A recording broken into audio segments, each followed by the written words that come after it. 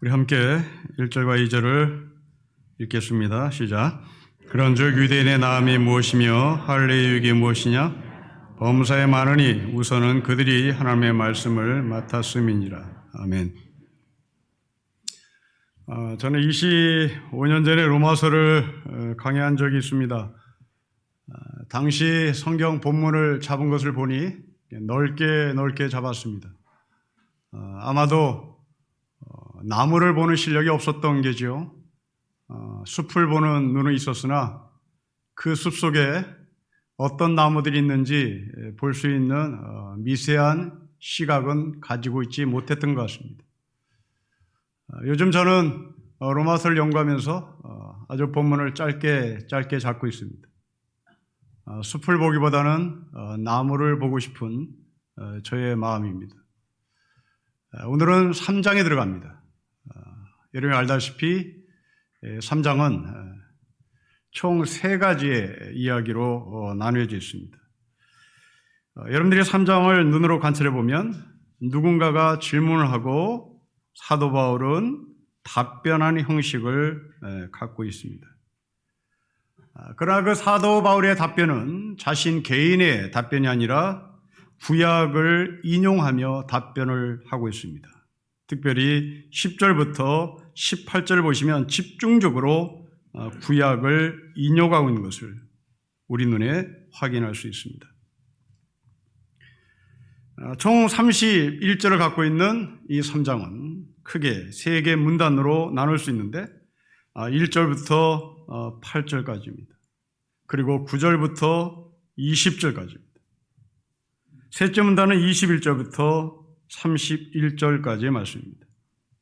1절부터 8절까지는 유대인의 유익, 그럼에도 불구하고 하나님의 은혜를 저버린, 그래서 유대인은 죄인이다 라는 말씀이고, 9절부터 20절까지는 유대인만 죄인인 것이 아니라 로마서 1장에 나와 있는 이방인까지도 죄인이다. 그래서 모든 사람이 죄인이다 라는 말씀을 하고 있습니다. 그리고 21절부터 31절까지는 그 유명한 로마서의 대헌장, 모든 사람이 죄를 범하였음에 하나님의 영광에 이르지 못하더니 드디어 예수 그리스도를 믿음으로 말미암아 우리가 구원을 얻었다는 이 복음의 대헌장, 로마서의 대헌장이 로마서 3장에 기록되어 있습니다. 자, 이제 첫째 문단 1절부터 8절의 말씀을 분석하겠습니다. 1절부터 8절의 말씀은 다시 3개 이야기로 나눠져 있습니다. 첫째로 유대인으로 태어난 우리에게 유익이 뭐냐? 하나님이 우리에게 벌을 한다면 우리에게 유대인이라는 유익이 뭔지를 당신이 답변하십시오 라는 질문입니다. 두 번째로 우리가 믿는 하나님은 믿으신 하나님이고 우리가 믿는 하나님은 신실하신 하나님이신데 이 믿으시고 신실한 하나님이 어떻게 우리를 벌할 수 있는가? 라는 질문입니다. 또한 세 번째로 우리가 지은 죄로 말미암아 하나님의 은혜가 더 부각되고 하나님의 은혜를 죄를 지은 많은 사람이 얻을 수 있다면 우리는 그 하나님의 은혜를 얻기 위하여 더 많은 죄를 지면 되는 거 아닌가 하고 죄를 짓는 것에 대한 합리성에 대한 질문을 사도 바울이 하고 있습니다. 여러분, 우리도 이런 질문을 할 때가 종종 있죠.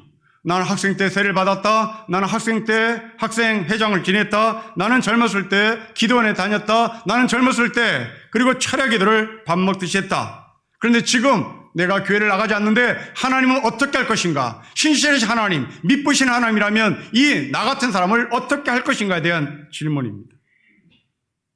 우리 아버지가 목사였는데 아버지가 목사였음에도 불구하고 세상을 떠날 때 하나님을 부정하고 죽었는데 믿으신 하나님은, 신실하신 하나님은 이 하나님을 부정하고 돌아가신 우리 아버지 목사의 삶에 대해서는 어떻게 할 것인가라는 질문입니다. 아주 오래전에 우리나라에 아주 유수 깊은 모 교단의 총회장 목사가 세상을 떠날 때 하나님을 부정하고 세상을 떠났습니다.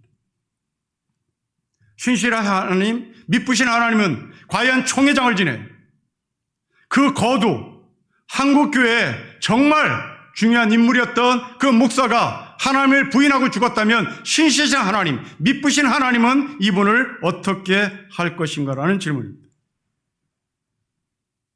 죄를 지으면 지을수록 하나님의 은혜를 느낄 수 있다는데, 그렇다면 은혜를 맛보게 하여 우리가 죄 짓는 것은 당연한 것은 아닌가?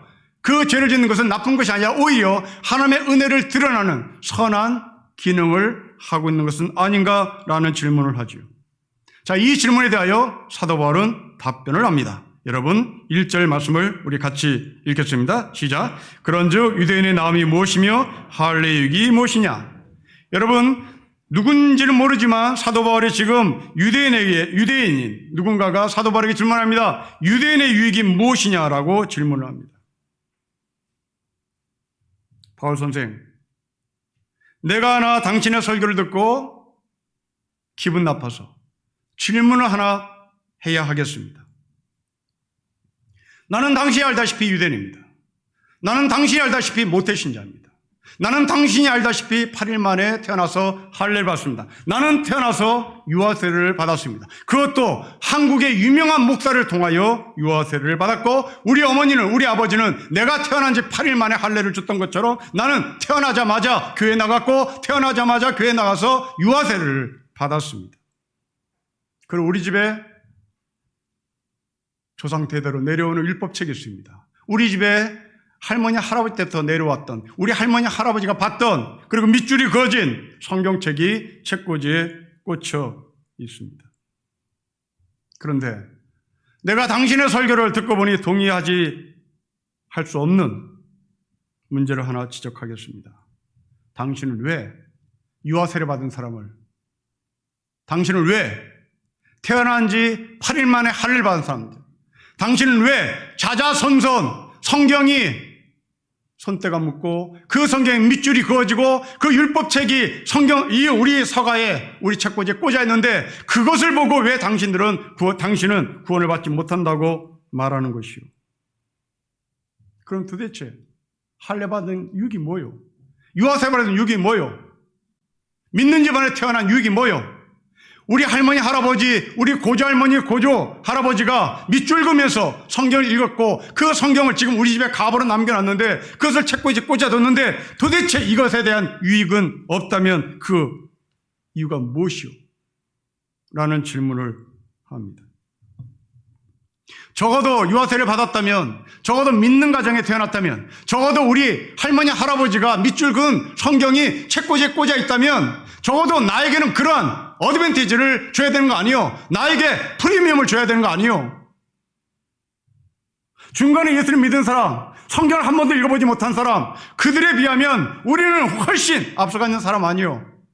적어도 이 정도 됐으면 우리한테 프리미엄을 인정해 줘야 되는 거 아닙니까? 근데 왜 당신은 이방인과 유대인을 같이 놓고 할례를 받아도 소용없다, 율법책을 들고 있어도 소용없다, 너가 성전에 나갔다고 해서 너가 구원을 받은 사람이 아니다 라고 말하는 이유가 무엇입니까? 라는 질문하죠. 여러분, 우리의 질문 아닙니까? 우리 할아버지가 장로였어요. 우리 할머니가 초대교회 권사였어요. 우리 할머니는 집을 내놨어요. 우리 할아버지는 성전을 졌어요. 그리고 우리 아버지가 얼마나 신앙생활 잘했는지 성경에 보면 성경이 너덜너덜해요. 얼마나 읽었는지. 그 열심, 그 공로, 그것은 나에게 좀 얻어주면 안 되는 것입니까? 나에게 그 힘이 좀 온다고 말해주면 안 되는 것입니까? 그것이 우리에게 주는 어드밴티지 아니에요? 그것이 우리에게 준 프리미엄 아닙니까? 프리미엄을 인정해야죠. 여러분, 이 질문에 대한 핵심이 무엇입니까? 지금 이 사람은 누군지 모르겠으나 바울에게 질문하는 것이 아니라 하나님에게 질문하고 있습니다. 하나님, 당신이 유대인이 누군지를 알았죠? 실력 없는 사람인 걸 알았습니까? 그렇다면 실력 없는 유대인을 택한 당신이 책임이지요. 당신이 우리를 알았습니까? 죄지은 줄 알았습니까? 그렇다면 죄지은 것을 알면서도 유대인을 택한 하나님, 당신이 책임이죠. 내가 무슨 책임입니까? 우리를 택해달라고 얘기한 적이 있습니까? 당신이 보기에 이 수많은 민족 가운데 유대인이 최고의 실력을 갖춘 사람이라고 결심했기 때문에 당신이 우리를 택한 거 아닙니까? 그렇다면 우리는 그 실력을 사람 앞에 자랑하면 되는 거 아닙니까? 우리는 그래서 유대인으로 이 땅에서 포물점에 살 수 있는 권한이 있습니다. 우리는 유대인으로서 이방인들을 손가락질할 수 있는 권리가 있는 거예요. 우리에게 책임을 묻고 싶다면 우리에게 책임을 묻지 마시고 우리를 택하신, 유대인을 택하신 하나님께 가서 물어보세요. 여러분, 우리의 질문입니다. 당신이 목사로서, 당신이 장로로서 왜 죄를 졌냐고 하면 사도 바울에게 질문하는 이 유대인이 한 말입니다. 장로로 부른 하나님이 책임이지. 목사로 부른 하나님이 책임이지. 하나님의 목사를 부른 근거가 있었을 거 아니야. 내가 목사가 돼달라고 했어? 내가 장로가 돼달라고 했어? 하나님이 택해놓고 왜 바울을 통하여 유대인들이 죄를 졌다, 유대인들은 구원을 받을 수 없다라고 말한 이유가 무엇입니까? 자, 이 질문에 대하여 사도 바울은 두 가지로 답을 합니다. 여러분 2절 말씀을 보십시오. 우리 2절을 같이 읽겠습니다. 시작. 범사에 많으니 우선은 그들이 하나님의 말씀을 맡았습니다. 첫째로 범사에 많습니다. 둘째로 하나님의 말씀을 맡았습니다. 첫째, 범사에 많음이란 뭘까요? 여러분 알고 있는 성경의 지식들을 정리합시다. 하나님은 창조의 하나님입니다. 이것이 범사에 유익됨의 첫 번째 유익입니다. 여러분, 이 이야기는 고대 근동지방의 창조의 신과 비교되는 유대인에게 있어서 특별한 유익입니다. 고대 근동지방의 창조의 신들은 신들의 투쟁이었습니다. 그 신들의 투쟁에서 패배한 신은 이긴 신에 의해서 찢기는 겁니다. 이긴 신은 패배한 신을 찢어 하늘을 만들고 땅을 만들고 계곡을 만들고 숲을 만듭니다. 그러나 창조의 하나님은, 유대인에게 보이신 창조의 하나님은 투쟁을 하지 않습니다. 말씀으로 창조합니다. 그 말씀으로 질서를 잡습니다. 두 번째, 우리가 갖고 있는 성경 지식으로 유대인의 유익은 그렇게 세상을 창조하신 하나님이 에덴 동산을 인간에게 줍니다. 세상의 모든 종교는 내가 너를 만들었으니, 내가 너를 창조했으니 너는 나에게 신전을 만들어 갖다 바치라고 얘기합니다. 세상의 모든 종교는 그렇습니다. 세상의 모든 종교는 신전을 바쳐야 되는 겁니다. 거기에 기독교라는 종교도 성전을 갖다 바치는 겁니다. 그러나 하나님은 말합니다. 성전 바치지 말아라. 신전 바치지 말아라. 내가 너에게 준다. 내가 너에게 에덴 동산을 세워서 나는 너에게 준다. 성전을 지어서 갖다 바치라는 종교의 신과 오히려 에덴 동산을 만들어 인간에게 갖다 바치는 하나님입니다. 또한 하나님은 이스라엘 백성들에게 자신의 형상을 절대 만들지 말라, 자신의 형상을 절대 만들지 말라고 얘기합니다. 여러분, 세상의 모든 종교의 신은 그 신의 형상을 만듭니다. 그 신의 형상을 만들기 위하여 엄청난 돈이 필요하죠. 엄청 비쌉니다. 이 형상을 만들기 위하여 사람들은 하나님의 이름으로, 신의 이름으로 헌금을 하죠. 종교라는 기독교는 마찬가지입니다. 여러분들은 종교라는 기독교에 빠져있는 목사들을 통하여 헌금 강요를 받은 적이 있을 것입니다. 하나님 말씀합니다. 절대 나의 형상을 만들기 위하여 헌금을 거두지 말아라. 절대 성전을 위하여 건축헌금을 거둬두지 말아라. 이것은 다 세상의 종교다. 하나님이 이스라엘 백성들에게 하신 말씀입니다. 바알 제사장은 바알 신전을 만들려고 했고 바알 신상을 만들려고 했습니다. 아세라 신전을 만들고 아세라 신상을 만들려고 했습니다. 그것을 위하여 얼마나 많은 사람들은 헌금을 했을까요? 그 헌금을 걷어내게 하여 제사장들은 얼마나 사람들의 마음을 건드려서 그 사람의 주머니에 있는 돈들을 뺏어서 바알 신전을 만들고 신상을 만들고 아세라 신전을 만들고 아세라 신상을 만들었을까요? 그러나 하나님은 나에게 돈 들이지 말아라. 나에게 돈 들이지 말아라. 말씀합니다. 그리고 가장 유대인의 위익은 그 유대인의 족보에서 예수 그리스도가 탄생했다는 점입니다.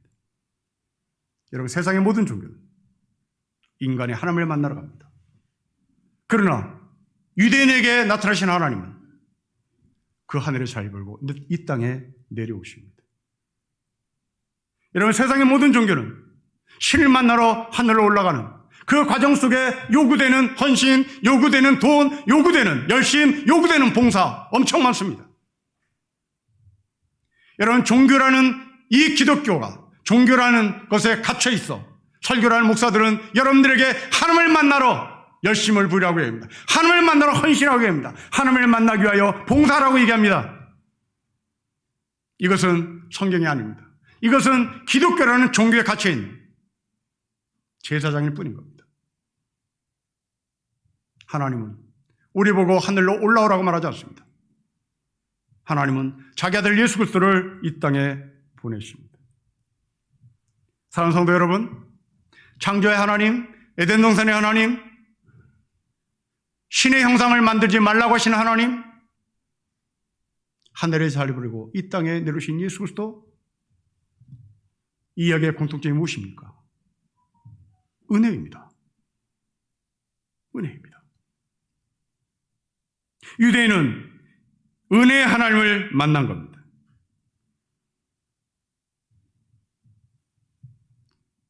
창조의 하나님, 에덴 동산을 주신 하나님, 사람들의 주머니를 털어서 신전을 만들려고 했던 종교의 신에 거부하고 절대 신전을 만들지 말라고 말씀하셨던 은혜의 하나님. 그럼에도 불구하고 이스라엘 백성들은, 유대인들은 그 은혜를 은혜답게 사용하지 않았습니다. 자기 마음대로 살았습니다. 심지어 로마서 6장 1절은 은혜를 더하게 하려고 죄거해도 되겠네요 라고 말한 사람이 있었습니다.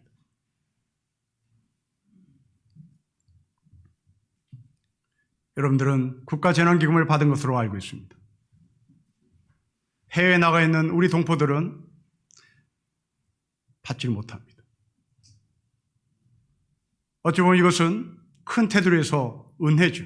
물론 여러분들이 낸 세금을 근거로 여러분들이 받은 것은 뭐 그런 관점에서 보면 은혜는 아닙니다만은, 국가에서 여러분에게, 전 국민에게 기본소득을 줬다는 것은 분명히 은혜입니다.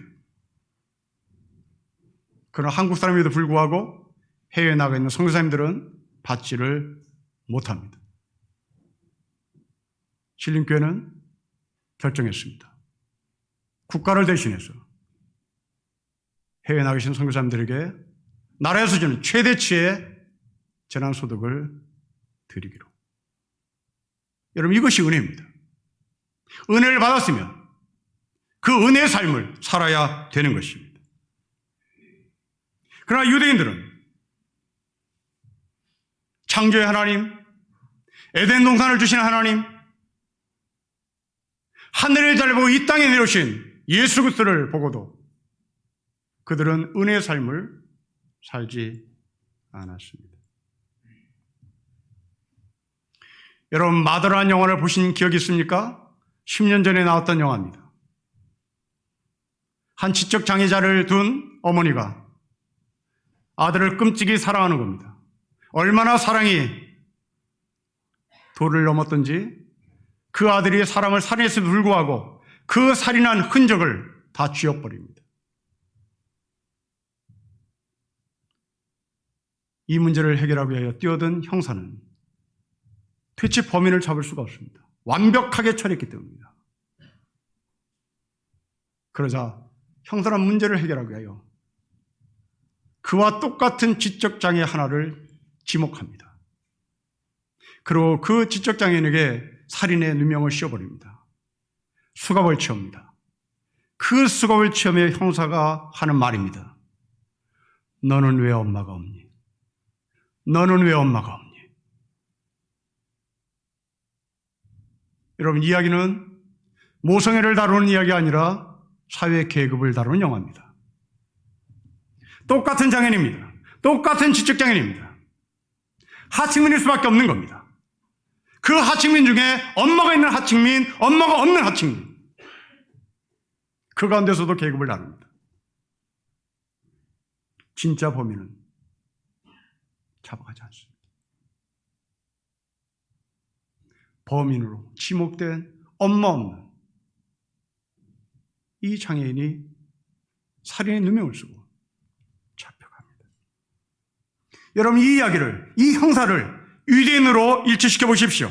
유대인은 말합니다. 너는 왜 하나님 없냐? 그래서 너는 죄인인 거야.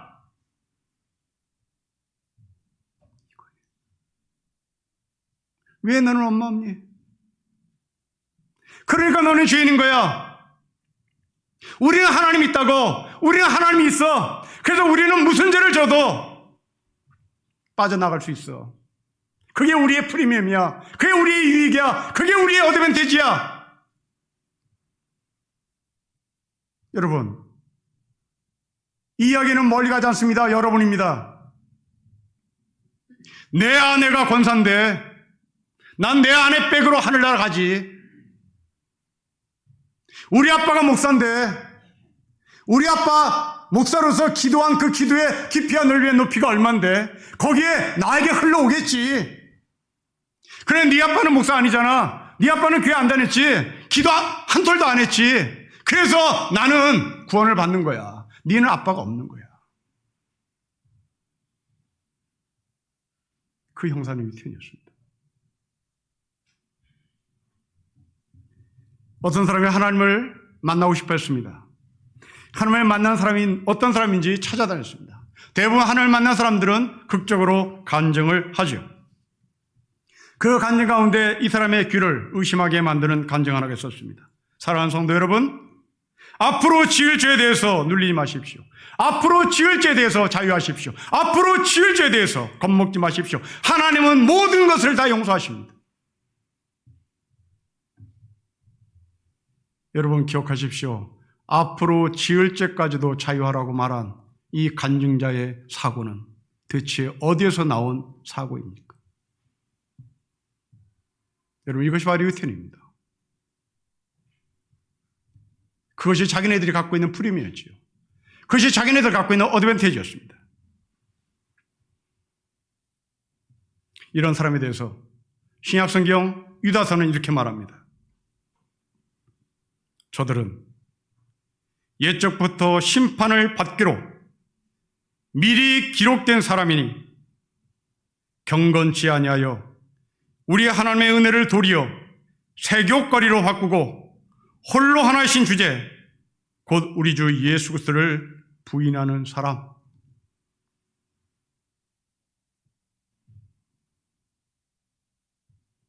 범사에 은혜가 많으니, 범사에 유익이 많으니, 그 범사에 받은 은혜, 그 유익을 은혜답게 써야 하는데 유대인들은 너는 왜 엄마가 없니? 그리고 수갑을 채운 거죠. 두 번째입니다. 범사에 유익이 많은 것 중에 첫 번째입니다. 여러분, 이 점 말씀을 다시 보실까요? 읽겠습니다. 시작. 범사에 많으니 우선은 그들이 하나님의 말씀을 맡았음이니라. 여러분 기억하십시오. 하나님의 말씀을 받은 것이 아닙니다. 하나님의 말씀을 맡았습니다. 하나님의 말씀을 소유한 것이 아닙니다. 하나님의 말씀을 맡았습니다. 위탁입니다. 신탁받은 겁니다. 여러분, 은행 중에 신탁은행이 있습니다. 그 신탁은행은 돈을 신탁한 사람에게 어떠한 수단과 방법을 가리지 않고 이윤을 남겨 그 이윤을 돈을 맡긴 사람에게 전달해 줘야 되는 겁니다. 누군가로부터 돈을 신탁받은 그 신탁은행은 기업에 투자해야 합니다. 이윤을 남겨야 한 겁니다. 그 남은 이윤을 돈을 맡긴 사람에게 분배해야 하는 겁니다. 만일 그 신탁은행이 고기에 맡긴 돈을 금융수에 넣어뒀다면 그것은 더 이상 신탁은행이 아닙니다. 하나님은 유대인에게 신탁했습니다. 내가 너에게 하나님의 말씀을 맡긴다. 그렇다면 이 신탁받은 유대인들은 그 말씀을 세상에 나가서 이윤을 남겨야 되는 겁니다. 그러나 유대인들은 금고속에 넣어뒀던 거죠. 신탁의 역할을 못했던 겁니다. 마태복음 25장에 나오는 한 달란트 받은 사람입니다. 그 한 달란트를 주인으로부터 받았습니다. 주인은 그 한 달란트를 그 사람에게 맡겼습니다. 나머지 사람들은 신탁의 삶을 살았습니다. 그러나 한 달란트 받은 사람은 신탁의 삶을 살지 않았습니다. 저는 초등학교 시절에 제가 좋아하는 책이나 우리 집에서 소중한 책이라고 여겨지는 책들은 모두 다 빨간 물감으로 책 테두리를 칠한 습관이 있었습니다. 제가 책 테두리에 빨간색을 칠한 이유는 책 중에서 가장 소중한 책은 빨간 책이었기 때문입니다. 그 빨간 책은 당시의 성경이었습니다. 당시 초등학교 때 성경은 금박이 없었습니다. 은박이 없었습니다. 온통 빨갰습니다. 세상 최고의 책, 성경. 그것이 빨간색이니 제가 좋아하는 책, 우리 아버지가 좋아하는 책, 소중히 여기기 위하여 물감을 풀어 빨간 테두리로 칠한 적이 있습니다. 그리고 나는 거룩한 사람이라고, 나는 세상에서 제일 좋은 책을 갖고 있다고 생각했다면 바로 그는 유태인이었습니다. 혹시 여러분 가운데 나 같은 사람에게 어떻게 하나님의 말씀을 하나님께서 위탁하셨을까? 신탁하셨을까? 라고 생각하는 분이 계십니까? 그렇다면 여러분들은 성경을 정말 모르는 사람입니다. 하나님의 말씀을 처음으로 위탁받은 사람이 누굽니까? 모세입니다. 여러분, 모세는 노숙자의 애기였어요. 그냥 나일강에 둥둥 떠다니다가 그냥 죽을 팔자였어요. 그리고 모세는 살인자였습니다. 모세는 떠돌이였습니다. 모세는 말도 어눌한 사람이었습니다. 여러분, 적어도 우리 교회는 노숙자 없어요. 저도 우리 교회는 살인자 없어요. 저도 우리 교회는 떠돌이 없어요. 이런 여러분에게 하나님이 하나님의 말씀을 신탁했습니다. 하나님의 말씀을 위탁했어요. 우리 교회 어떤 누구도 한글 모르는 사람 없어요. 바로 여러분에게 하나님의 말씀을 위탁했어요. 그 하나님의 말씀 금고 속에 넣어뒀습니까? 그 하나님의 말씀 신탁받은 사람답게 세상에 나가서 이윤을 남기고 있습니까? 나는 한 달란트밖에 받지 않았는데요. 여러분, 한 달란트는 금 33kg에 해당되는 어마어마한 액수입니다. 우리 각자의 최소한 금 33kg를 주인이 우리에게 위탁했습니다. 부도날 수가 없습니다. 33kg의 금을 가지고 장사하면 장사됩니다. 결코 이윤을 남기지 못하는 적은 돈이 아니란 말입니다. 어느 학생이 열심히 공부를 해도 늘 2등밖에 하지 못해 속상했습니다. 대체 1등하는 녀석은 머리가 좋아서 1등을 잘하나? 부모를 잘 만나서 1등하나? 나는 머리가 나쁜가? 나는 부모를 잘못 만났나? 그렇게 고민하다가 자기 머릿속에 스쳐 지나가는 한 생각이 있었습니다. 얘는 대체 공부를 어떻게 하나? 몰래 훔쳐봤습니다. 답은 간단했습니다. 자기보다 1시간 늦게 자는 것입니다. 여러분, 우리의 달란트는 다 거기서 거기죠.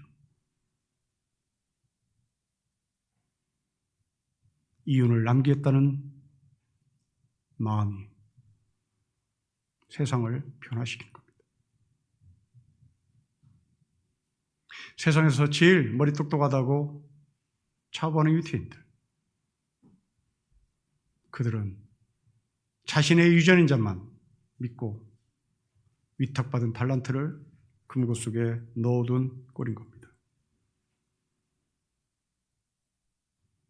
여러분들은 하나님의 말씀을 위탁받은 사람입니다. 그러니 여러분들은 세상에 나가서 이 하나님의 말씀으로 투자를 해야 합니다. 이윤을 남겨야 합니다. 그러면 성경을 알아야 합니다. 성경을 배워야 합니다. 훗날 여러분 자녀들이 여러분들을 회상하며 내가 예수를 믿는 집안에서 태어난 것이 정말 복이었다. 우리 아버지 우리 어머니가 성경대로 살아가는 모습을 보고 나는 어릴 때 왜 저렇게 살아야 하나? 질문하고 어리석은 사람처럼 보였으나 내가 나이들 보니 그것이 진짜였더라. 바로 여러분들은 이윤을 남긴 사람입니다. 세상은 전쟁입니다. 그 전쟁 속에서 우리가 이윤을 남길 수 있는 방법은 바로 하나님의 말씀을 이 땅에서 활용하는 것입니다. 여러분 자녀들 어디가 있습니까? 그 자녀들이 예수를 믿지 않는 이유가 무엇입니까? 교회의 책임입니다. 네, 맞습니다.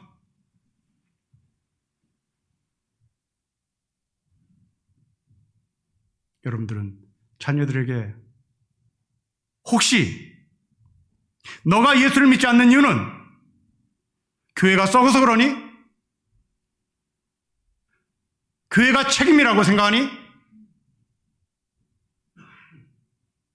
아니면 부모가 성경의 가치를 들고 세상을 살아가지 않아서 그러니? 질문해 보십시오.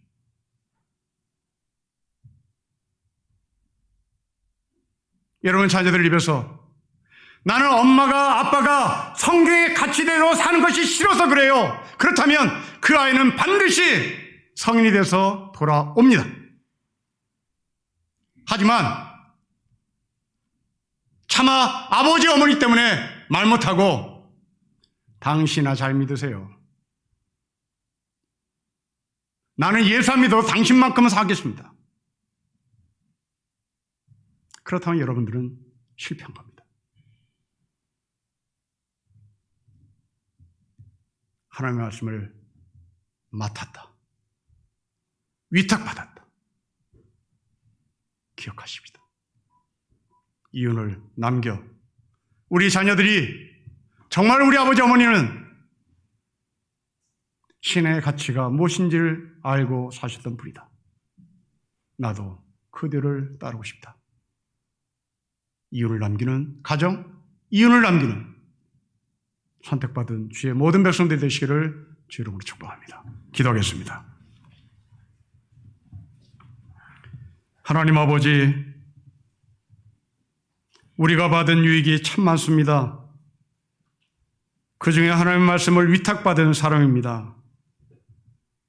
한 주간 동안 성경을 손에 잡았는지 묻게 하시고 한 주간 동안 성경대로 살고자 몸부림친 나의 삶의 흔적이 있는지 살펴보게 하시고 아버지 거기에 떨어진